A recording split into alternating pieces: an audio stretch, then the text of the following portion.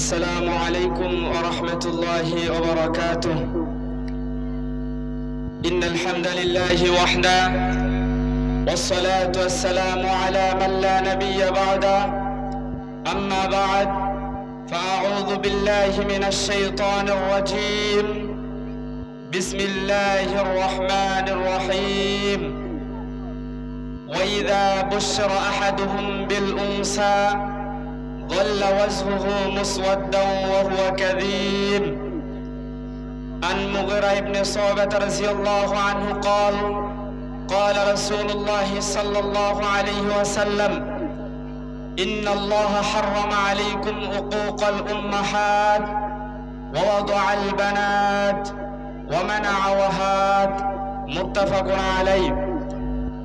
আলহামদুলিল্লাহ, যাবতীয় প্রশংসা সকল গুণগান সেই আল্লাহ সুবহানাহু ওয়া তাআলার জন্য, যে আল্লাহ সুবহানাহু ওয়া তাআলা দূর দূরান্ত থেকে আজকের এই ইসলামী ওয়াজ মাহফিলে আমাদেরকে একত্রিত হওয়ার তৌফিক দান করলেন। সেই আল্লাহ সুবহানাহু ওয়া তাআলার দরবারে প্রাণ খুলে সকলেই শুকরিয়া আদায় করি। সকলে বলি আলহামদুলিল্লাহ। সেই সাথে দরুদ এবং শান্তির ধারা বর্ষিত হোক মানবতার মুফতির দিশারি সৈয়দুল মুরসালিন ইমামুল মুসলিমিন সকলের প্রাণ প্রিয় নবীজি মুহাম্মদুর রাসূলুল্লাহ সাল্লাল্লাহু আলাইহি ওয়াসাল্লামের উপর। আইয়ুহাল হাজিরুন, আজকের এই ইসলামী সম্মেলনে সংক্ষিপ্ত সময়ে আমার আলোচনার বিষয়বস্তু হচ্ছে ইসলামে নারীর মর্যাদা। ইসলামই একমাত্র ধর্ম যেই ধর্ম নারীদেরকে মর্যাদা দিয়েছেন। ইসলাম একমাত্র জীবন বিধান যেই ধর্মে নারীদেরকে উচ্চ মর্যাদাপূর্ণ স্থানে বসানো হয়েছে, উচ্চ মর্যাদা দেওয়া হয়েছে। ইসলাম ছাড়া পৃথিবীতে দ্বিতীয় কোনো ধর্ম দুনিয়াতে নেই, পৃথিবীতে নেই, যেই ধর্ম নারীদেরকে এত সম্মান এত মর্যাদা দিয়েছে।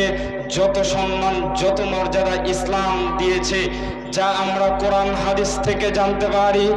জাহিলিয়াতের যুগের কথা বলা যায়। জাহিলি যুগে যখন একজন মানুষের ঘরে কন্যা সন্তান জন্মগ্রহণ করত, যখন একজন মানুষের ঘরে কন্যা সন্তান জন্মগ্রহণ করত, তখন সেই বাবার মুখ কালো হয়ে যেত, সেই বাবার মুখ ফ্যাকাশে হয়ে যেত। কেন? কন্যা সন্তান জন্মগ্রহণ করেছে এজন্য। কেননা সেই সময় ছিল জাহিলিয়াতের যুগ, বর্বরতার যুগ, যেই যুগে মানুষ শিক্ষা কি সেটা বুঝতো না, অন্ধকারের যুগে ছিল। সেই যুগেই আল্লাহ সুবহানাহু ওয়া তাআলা মুহাম্মদ সাল্লাল্লাহু আলাইহি ওয়াসাল্লামকে প্রেরণ করেন এবং সেই জাহিলিয়াতের যুগ, বর্বরতার যুগের এই ভয়াবহতাকে কেন্দ্র করে আল্লাহ সুবহানাহু ওয়া তাআলা আয়াতে কারিমা নাজিল করেন। পবিত্র কোরআনুল কারীমের 16 নম্বর সূরা সূরা নাহালের 58 থেকে 59 নম্বর আয়াতের মধ্যে আল্লাহ সুবহানাহু ওয়া তাআলা এই ব্যাপারে বলেন: ওয়াইজা বুশরা আহাদুহুম বিল উনসা ওয়াল্লা ওয়াজহুহু মুসওয়াদ্দান ওয়া হুয়া কাযীম। আল্লাহ সুবহানাহু ওয়া তাআলা বলেন, যখন একজন মানুষকে নারী সন্তান কন্যা সন্তানের সুসংবাদ দেওয়া হতো, তখন ওই বাবার মুখ কালো হয়ে যেত, ওই বাবার মুখ ফ্যাকাশে হয়ে যেত। কেন? নারী সন্তান জন্মগ্রহণ করেছে, কত কিছুই না করবে, কত কিছুই না করবে। নারী সন্তান জন্মগ্রহণ করেছে, মনে হয় আমার মান সম্মান সমস্ত